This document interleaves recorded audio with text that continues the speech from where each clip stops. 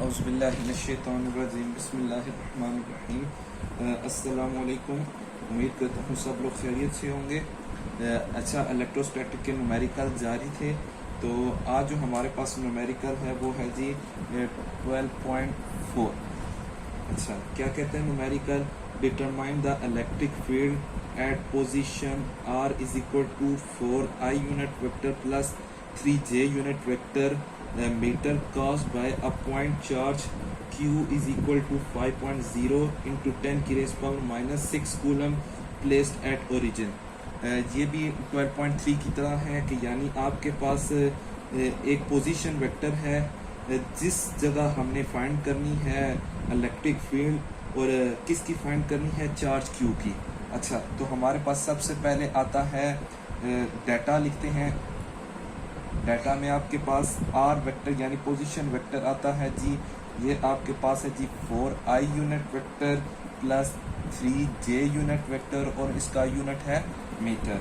अच्छा, और उसके बाद आपके पास चार्ज q है गिवन 5.0 इंटू 10 की रेज़ पावर माइनस 6 कूलम।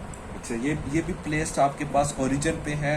हमने ओरिजिन से इस डिस्टेंस तक का यानी इस पोजीशन तक की फाइंड करनी है इलेक्ट्रिक फील्ड यानी electric field intensity vector quantity.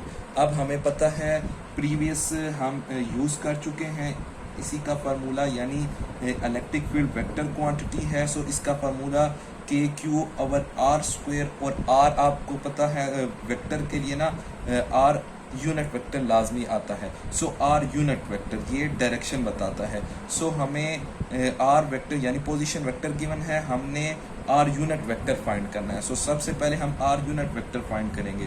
सो हमें पता है formula r unit vector is r vector और आर मैग्नीट्यूड। ठीक है, तो हम सबसे पहले इसको फाइंड करेंगे। ये जब हमारे पास इसकी वैल्यू आ जाएगी तो हम फार्मूले में यानी इक्वेशन 1 में पुट कर लेंगे।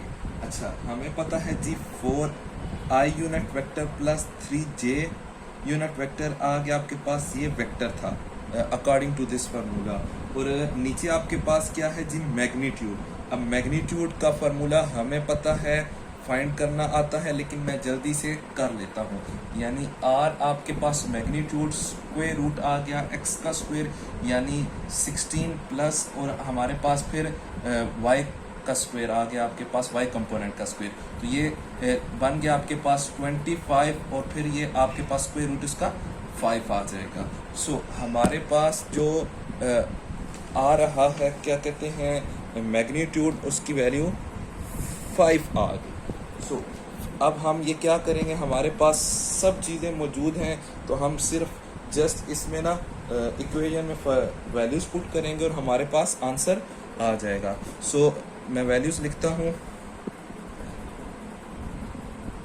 ई यूनिट वेक्टर आपके पास के की वैल्यू 9 इंटू 10 की रेज़ पावर 9 ही आ जाएगा, और रेडियस आपके पास आर स्क्वायर है। आर स्क्वायर यानी हमारे पास ये सिंपल जो r है ना, हम इस मैग्नीट्यूड इसको हम r से रिप्रेजेंट कर सकते हैं, और अगर इसका स्क्वायर होगा तो यानी आपके पास मैं लिख लेता हूँ इसी के नीचे यानी 5 का स्क्वायर। ठीक है जी। अब आगे आपके पास क्या चीज़, r यूनिट वेक्टर था, तो r यूनिट वेक्टर हमें पता है, हम फाइंड कर चुके हैं।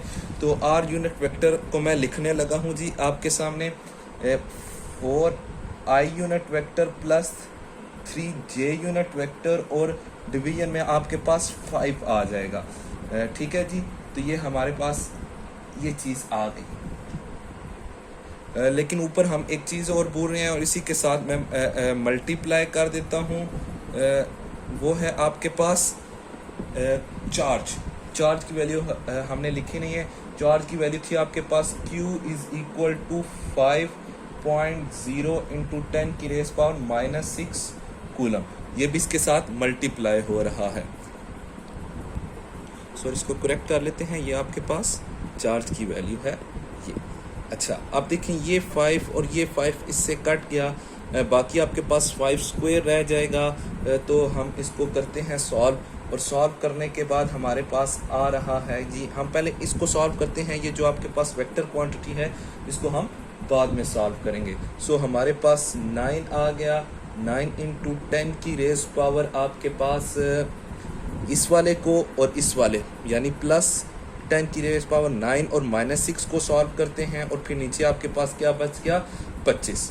सही है। और बाकी फिर आपका ये वेक्टर इधर ही रह जाएगा प्लस 3j यूनिट वेक्टर। ठीक है।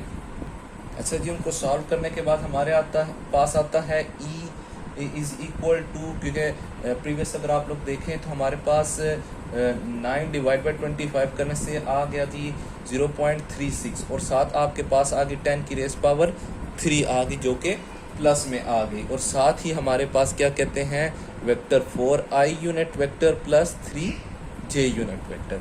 अच्छा, इसको सॉल्व जब किया तो आपके पास 10 की रेस पावर 3 आ रही थी, तो हम पॉइंट को मूव करते हैं +3 के, तो हम इधर जब मूव करेंगे तो आपके पास -3 10 की पावर में इजाफा माइनस से इजाफा होगा।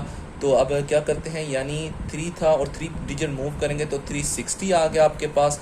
और आगे आपके पास 4 unit vector plus 3j vector is equal to, अब जब मल्टीप्लाई करेंगे तो आपके पास आंसर आना है जी पहला 440 i यूनिट वेक्टर प्लस आपके पास 360 को उसे करेंगे तो 1080 आपके पास j यूनिट वेक्टर आ गया।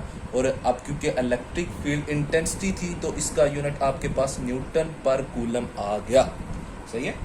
तो ये था, उम्मीद करता हूँ क्लियर हो गए होंगे। अगर ना हुए तो आप लोग कमेंट के जरिए पूछ सकते हैं। अल्लाह हाफिज़।